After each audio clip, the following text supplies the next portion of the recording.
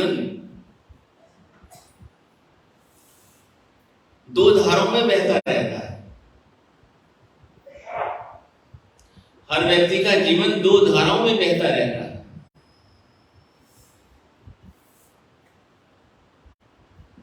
कुछ जीवन तो हमारा गृहस्थ जीवन है ही, और कुछ समय हमारा आध्यात्मिक में व्यतीत हो जाता है।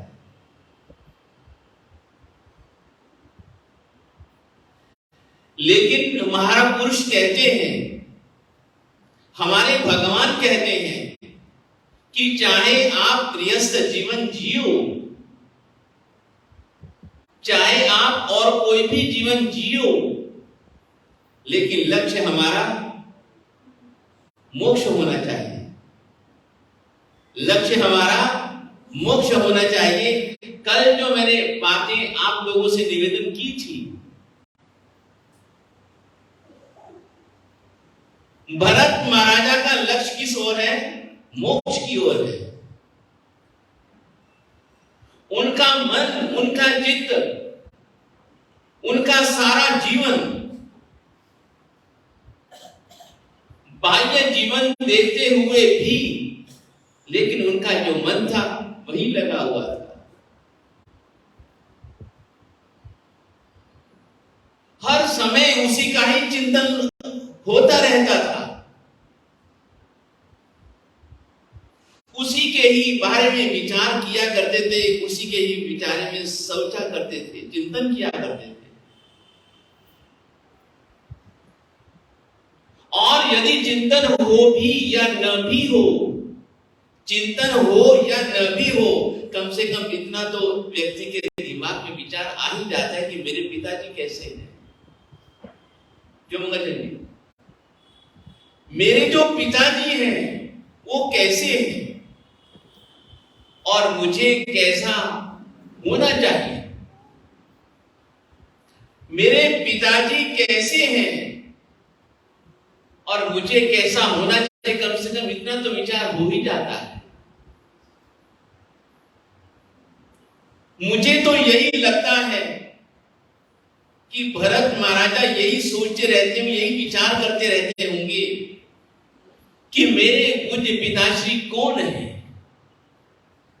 मेरे पूज्य पिताश्री का जीवन कैसे है। मेरे पूज्य पिताश्री जी ने सब कुछ त्याग दिया है,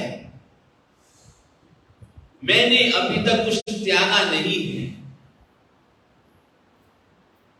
मेरे पूज्य पिताश्री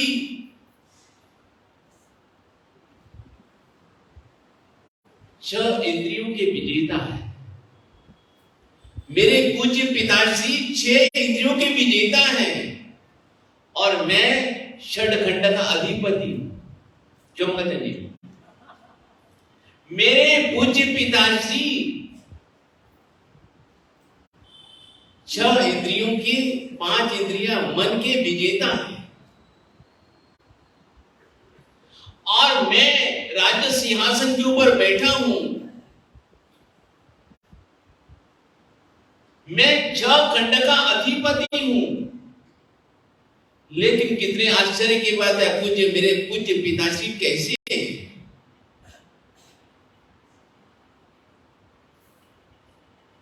मैं तो राजा हूं, मैं चक्रवर्ती हूं, और वो क्या है मगर श्री पदम जी, वो धर्म चक्रवर्ती।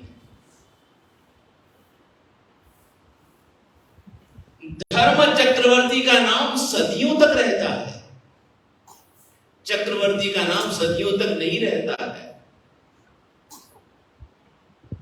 धर्म चक्रवर्ती का अनुसरण सब करते हैं, धर्म चक्रवर्ती का अनुसरण सब करते हैं, लेकिन चक्रवर्ती का अनुसरण कोई कोई करता है।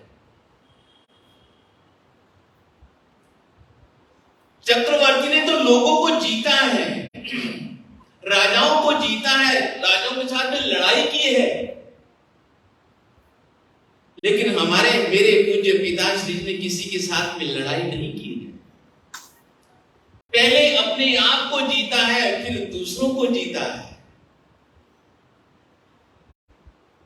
मेरे पूज्य पिताश्री जी ने लोगों को, दिलों को जीता है, उनके पास में कोई भी शस्त्र नहीं, कोई भी सेना नहीं है उनके पास में।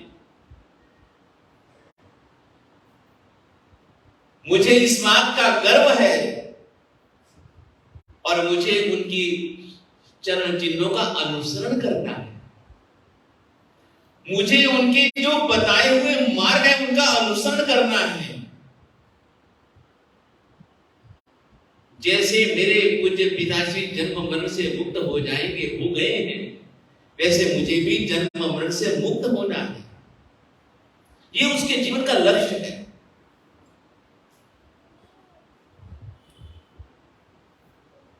दुनिया में रहते हुए भी उनका लक्ष्य उधर की ओर है। यहां एक बात मुझे दिमाग में आई, पड़ रहा था कि हमारे जो भक्त कवि होते हैं उनका लक्ष्य भी हमेशा परमात्मा की तरफ रहता है।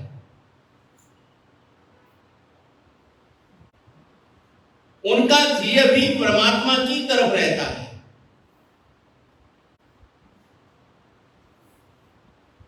जहां कहीं पर भी जाएंगे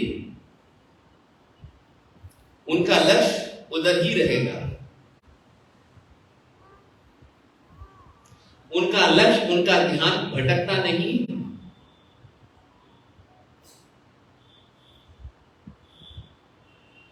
तो कहते हैं कि बीच में एक बात निवेदन करने जा रहा हूं कि एक बार कबीर जी, देखो संतों की किस प्रकार से परमात्मा की तरफ अपना ध्येय रहता है, लक्ष्य रहता है। काशी में पैदल ही कहीं जा रहे थे,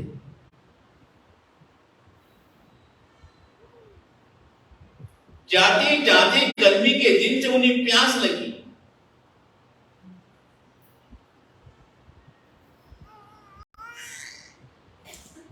उन्होंने इधर उधर देखा, उन्हें एक कुआं नजर आया। उन्हें एक कुआं नजर आया।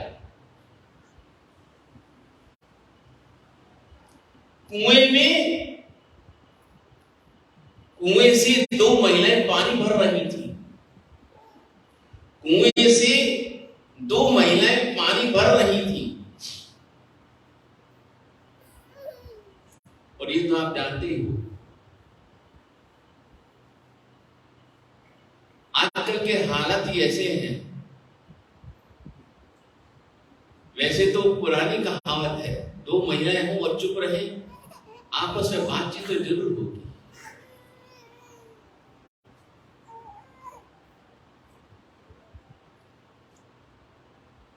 और आजकल तो अकेला व्यक्ति भी चुप नहीं रह सकता, क्योंकि मोबाइल सरकार ने, विज्ञान ने इतना दे दिया बढ़िया हमको साधन,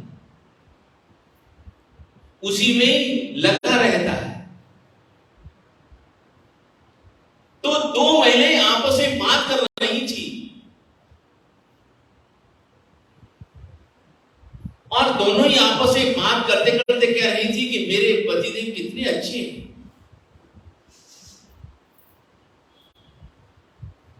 मेरी हर बात मानते हैं।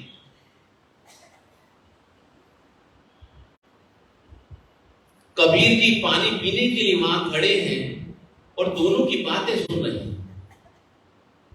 कबीर जी वहां खड़े हैं और दोनों की बातें सुन रहे हैं। एक महिला कहती कि मेरे पति इतने अच्छे हैं, इतने अच्छे, इतने अच्छे हैं कि मेरी हर बात मानते हैं। मैं उन्हें जो भी कहती हूं मना नहीं करते, लाके दे देते। और देखो उन्होंने मेरे लिए एक कितनी सुंदर ये ला करके दी है।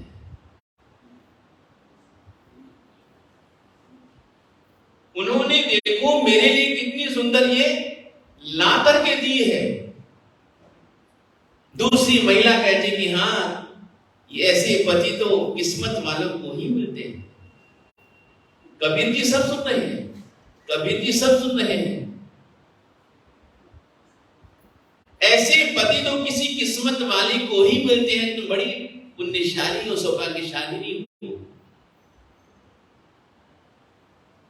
दोनों की बातें सुनकर के कबीर जी मन में सोचते, कबीर जी मन में विचार करते हैं कि देखो ये महिलाओं का ध्यान, ये महिलाओं की बातें कैसी हैं, ये महिलाओं की बातें कैसी। वहां बड़ी सुंदर बात कहते कबीर जी, नथनी दी जिस यार ने, सुमिरती बारंबार। क्या लाई बात? नथनी दी जिस यार ने, सुमिरती बारंबार। नाक दिया करतार ने, उसको दिया विसार। क्या लाई बात? रजनी जी, क्या लाई बात? क्या लाई बात? बड़ी सुंदर बात कही। उन दो महिलाओं का लक्ष्य कैसा है, बातें कैसी हैं, उन दोनों की बातों को सुनकर के कबीर जी अपना दिमाग लगाते हैं कि देखो, लोगों का दृष्टिकोण तो देखो, लोगों का दृष्टिकोण तो देखो कि जिसने ये छोटी सी नथनी दी, छोटी सी नथनी, ये महिला उसकी कितनी बात कर रही, कितनी चर्चा कर, कितनी प्रशंसा कर रही है, कितनी तारीफ कर रही है। और श्री मंगलचंद जी जिसने ये इतनी बड़ी नाक दी, उसके बारे में कोई चर्चा ही नहीं। ऐसे इंसान है जिसने इतनी सुंदर नाक दी। अरे नाक नहीं होती तो नथनी कहां लगाती? कबीर जी मन में सोचते कि यदि नाक नहीं होती तो नथनी कहां लगाती। और जिसने नथनी दी है उसकी इतनी तारीफ कर रही है, प्रशंसा कर रही है, और जिस परमात्मा ने इतनी सुंदर नाक दी है उसकी कोई चिंता फिक्र ही नहीं, उसको भुला दिया। कितना सुंदर कबीर जी का दृष्टिकोण है। नथनी दी जिस यार ने, सुमिरती बारंबार। नाक दिया करतार ने, उसको दिया विसार। इसलिए कहते हैं कि उसको मत भुलाओ, उसको विस्मृत मत करो, नहीं तो न जाने कितने जन्मों तक भटकते रह जाओगे, नहीं तो न जाने कितने जन्मों तक भटकते रह जाओगे। नहीं, सब काम करते हुए भी लक्ष्य हमारा वही होना चाहिए, ध्यान हमारा उस ओर लगे रहना चाहिए।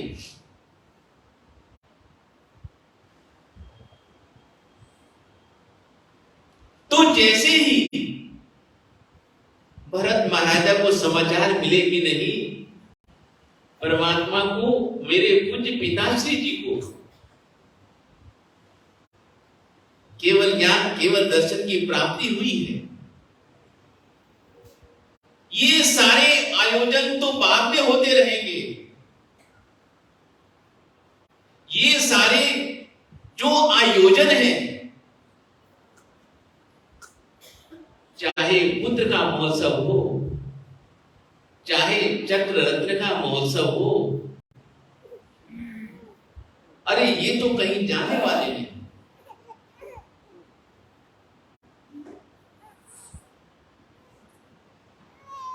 ये कहीं जाने वाले नहीं है।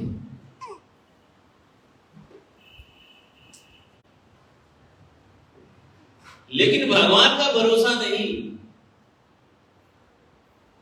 लेकिन श्री गुरुमति साहब भगवान का भरोसा नहीं, कब चलेगा क्या मालूम।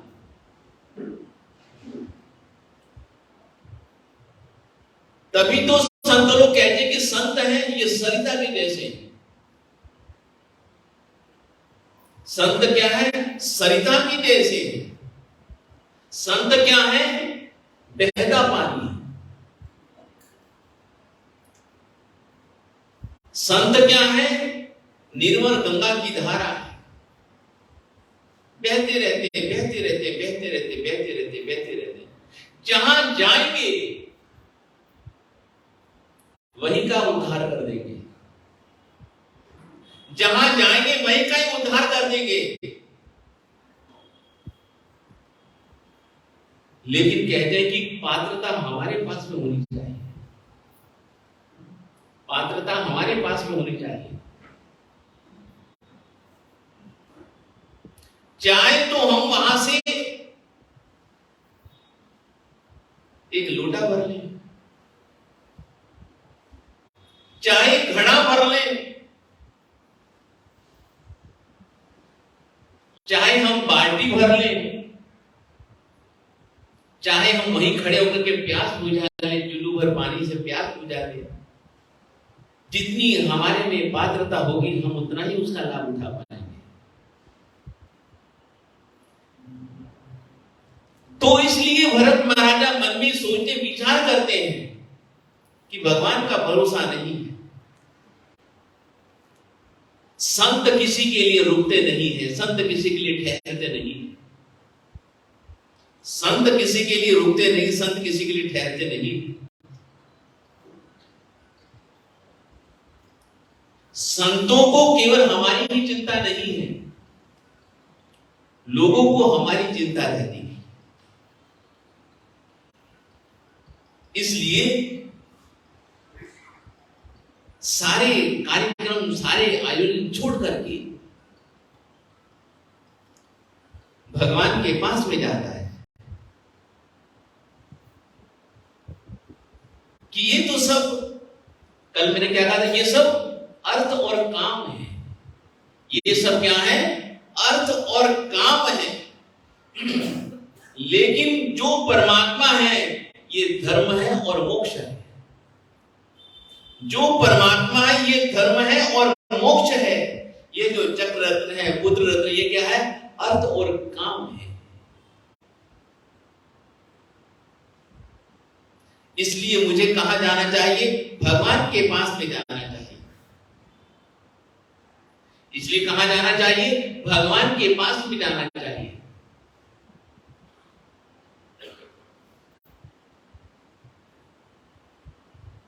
भगवान के पास में गया, सबको लेकर के गया। इसके पीछे मनोविज्ञान देखो कितना सुंदर है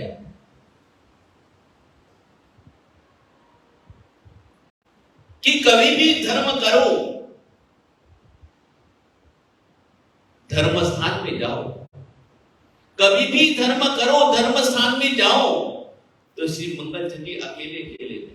जो बढ़िया बात है, कितनी सुंदर बात है। ये बात मैं आपको पहले भी कह चुका हूं, ये आक्षेप मत समझना, मैं कुछ भी मत समझना, ये हम जो मुझे कथा के माध्यम से समझ में आता है वही मैं आपसे निवेदन करता हूं कि उस समय के राजा कितने अच्छे होते थे।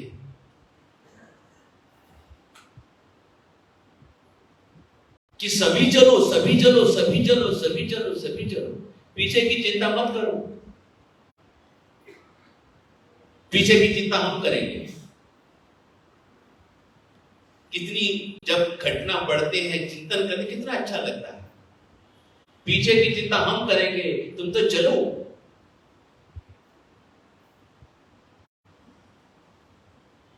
ये काम कब का है? ये काम आज का है, ये काम कल का नहीं। यह काम कब का है? ये काम आज का है, कल के ऊपर नहीं छोड़ा जा सकता।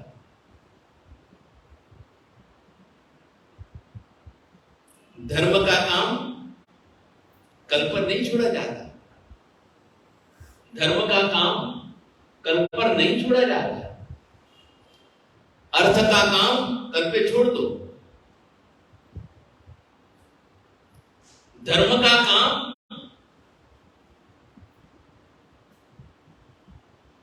कल पर नहीं छोड़ा जा सकता।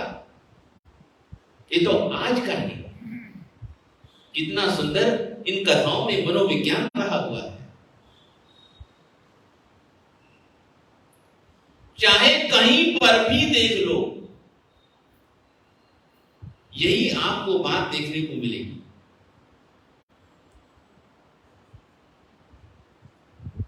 और बहुत सी बातें हैं जो बड़ी प्यारी लगती, बहुत सुंदर लगती है। तो सबको लेकर के भरत महाराजा भगवान के पास में जाते हैं। फिर देखो कितना सुंदर मनोविज्ञान है।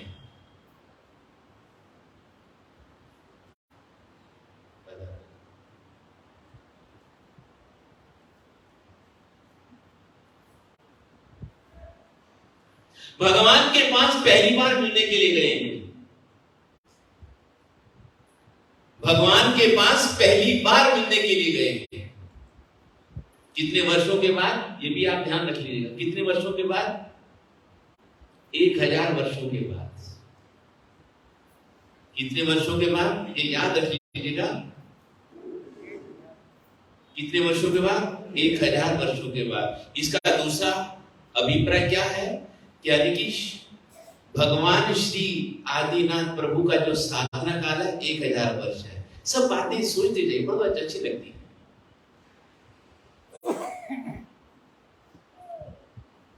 न भरत महाराजा ने सोचा, न प्रभु ने सोचा कि इतने दिनों तक तूने मेरी खोज खबर नहीं ली, आज कैसे प्रकट हो गया। लेकिन नहीं, संतों के पास में जाओ तो कोई जान पहचान की जरूरत नहीं है।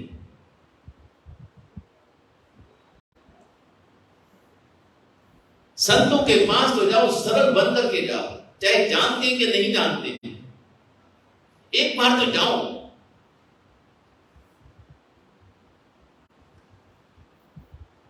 अरे और कुछ नहीं, कम से कम दर्शन तो होंगे, और कुछ नहीं, कम से कम आशीर्वाद तो मिलेगा। अब दर्शन हो जाए इसका भी कोई कम फल नहीं है। चाहे वह बोले या ना बोले, उनके दर्शन हो जाए तभी बहुत बड़ा फायदा है। चाहे वह पास में बैठा ले तभी बहुत बड़ा फायदा है। चाहे वह हमको आशीर्वाद भी दे दे तभी बहुत बड़ा फायदा है। और चाहे हमसे आशीर्वाद के रूप में मंगल पाठ भी सुना दे तभी बहुत बड़ा फायदा है।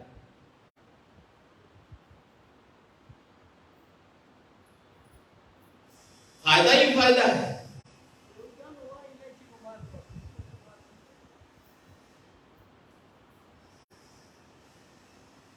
भरत महाराजा सबको लेकर के गए, सबको लेकर के गए, सबको लेकर के चले गए।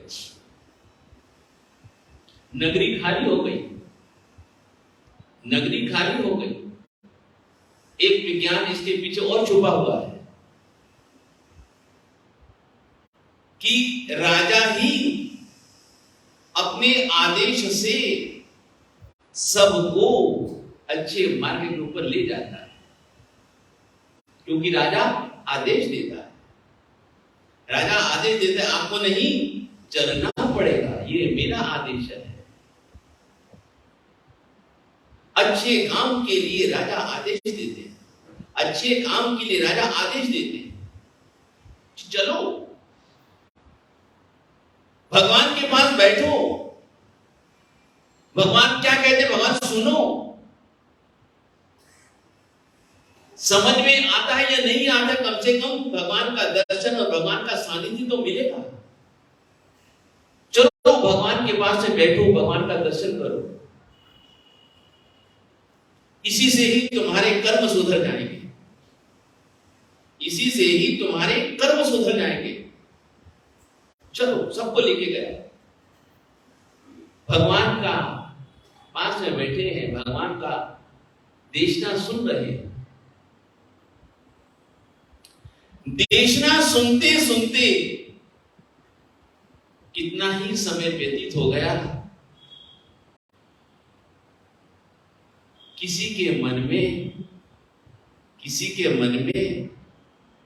किसी के मन में उठ करके जाने की इच्छा नहीं होती।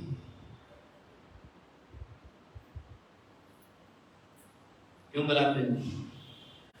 इतने सुंदर हमारे भगवान हैं, किसी के मन में उठ करके जाने की इच्छा नहीं होती। इतना सुंदर बोलते हैं भगवान। सुनते रहो, सुनते रहो, सुनते रहो, सुनते रहो, भगवान को देखते रहो, भगवान को देखते रहो, भगवान को देखते रहो। सब कुछ भूल जाते हैं, सब कुछ विस्मृत हो जाता है।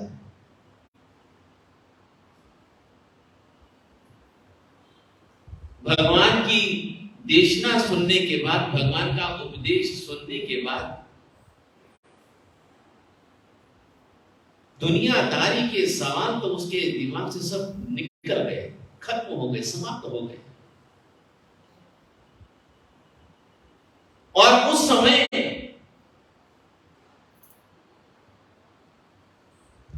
भरत महाराजा प्रभु से एक ही बात पूछते कि प्रभु, आपकी इतनी सुंदर ये पर्शदा लगी हुई है, धर्म देशना, ये समोसरण लगा हुआ है, आप मुझे इतना बता दीजिए। लक्ष्य देखो, लक्ष्य क्या होता है इंसान का? चक्रवर्ती होने पर भी लक्ष्य क्या है? और कहने का मेरा कुछ भी अभिप्राय नहीं, मतलब नहीं, लक्ष्य क्या है उसका? कि हे भगवान, मुझे एक बात का आप प्रत्युत्तर दे दो, जवाब दे दो कि आपकी इतनी सुंदर समोसरण में इतने सारे लोग बैठे हुए हैं,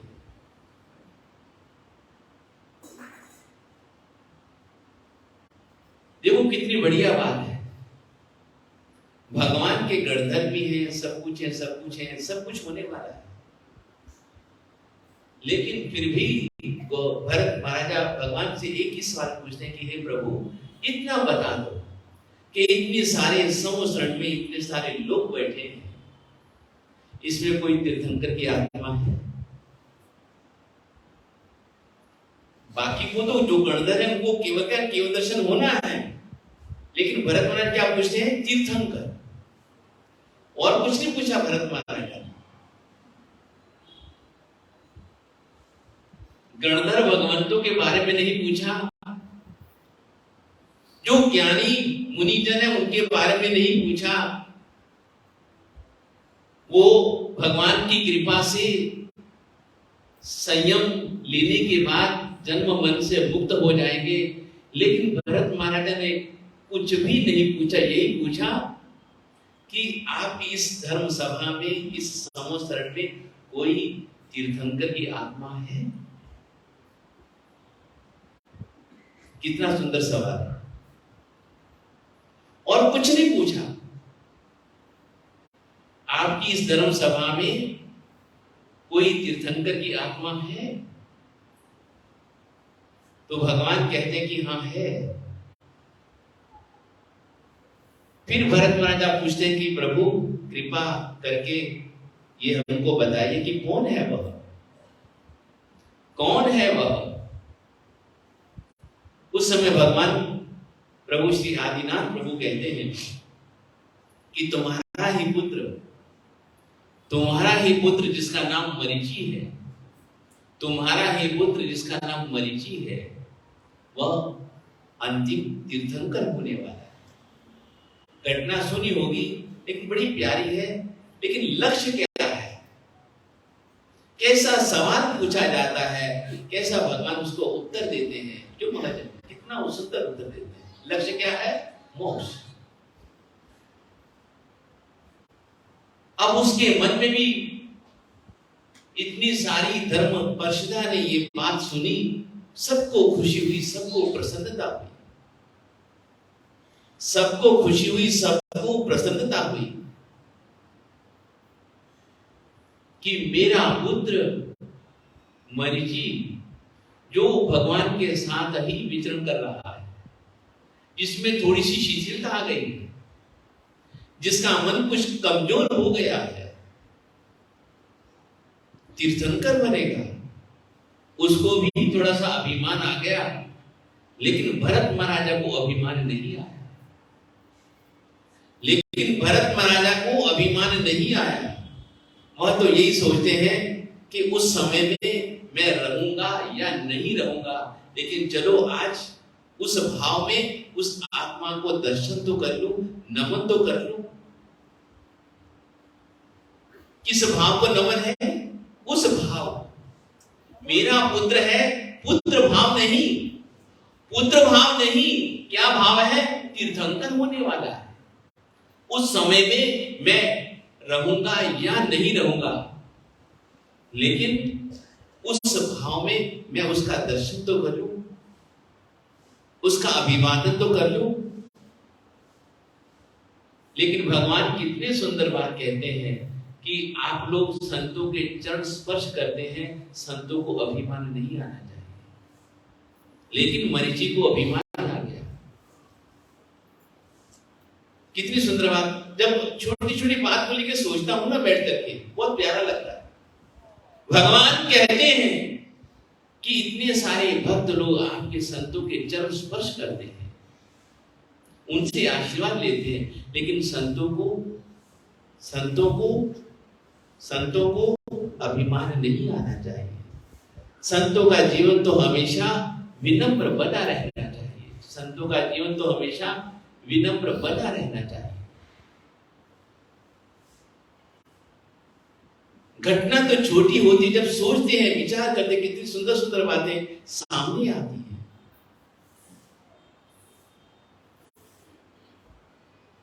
फिर भरत महाराजा भगवान से पूछते हैं कि हे भगवान, आपने अपने बारे में, उसके बारे में बता दिया, लेकिन भगवान यदि आपकी कृपा हो तो मेरे बारे में भी बता दीजिए ना।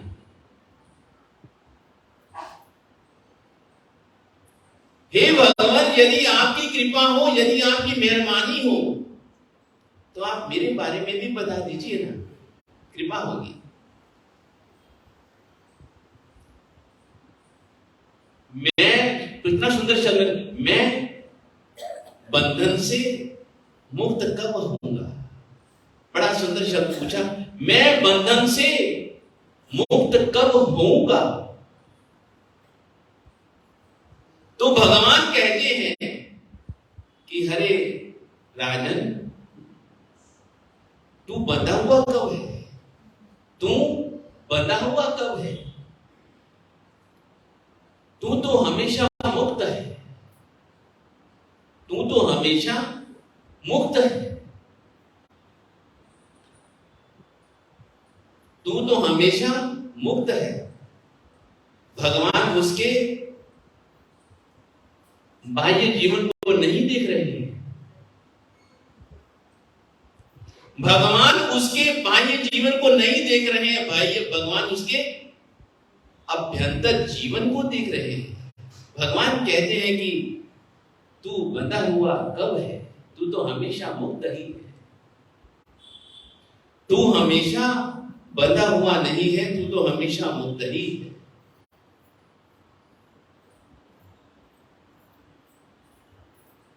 अब क्या मालूम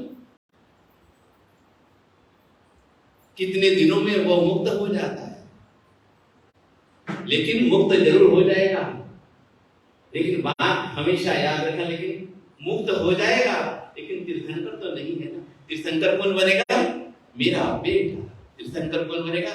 मेरा पुत्र बनेगा। कितना सुंदर परिवार है, कितना सुंदर भगवान का परिवार है। तो एक दिन क्या हुआ,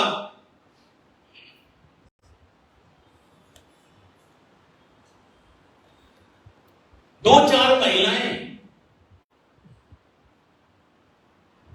मिलकर के बाजार में श्री जगदीश जी समोसा खाने के लिए गए।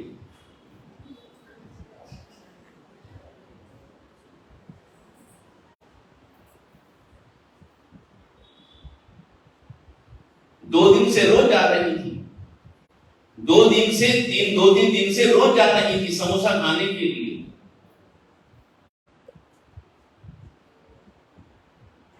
पहले दिन जो उन्होंने समोसे खाए उनको बहुत ही टेस्टी लगे, बहुत ही स्वादिष्ट लगे। इतने अच्छे लगे, इतने अच्छे लगे, उन्होंने सोचा कि कल फिर जाकर के खाएंगे।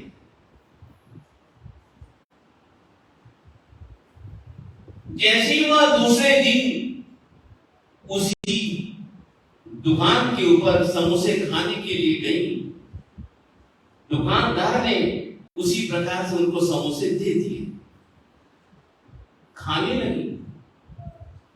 कहती है कि जैसे कल वाले समोसे थे आज नहीं है, क्या बात है? उसने कहा बहन जी ये कल वाले ही हैं।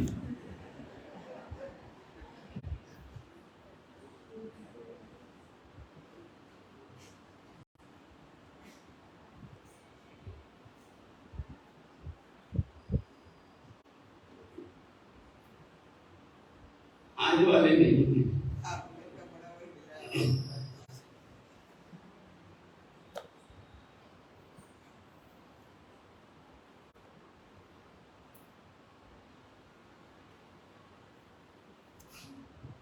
चलो हम अपनी बात के ऊपर आते हैं।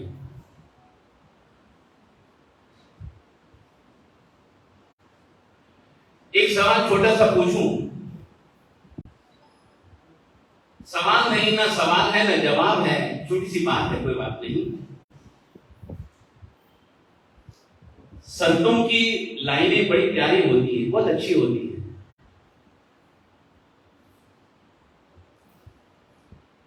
सवाल है, आप उसका जवाब आपको मिल जाएगा कि आप यहां पे क्यों आते हो, आप यहां पे क्यों आते हो, आप यहां पे क्या करने के लिए आते हो, आप यहां पे क्यों आते हो, या हमें क्यों बुलाया है, या आप क्यों आते हो, यहाँ के बारे में क्या करते हो आप लोग। चलो हम सब लाइनें गुनगुना लेते हैं, बहुत अच्छी लाइनें। बहे सत्संग की गंगा चलो हम भी नहा आए, बहे सत, सभी बोलेगा, बहे सत्संग की गंगा चलो हम भी नहा। बात समझ में आई?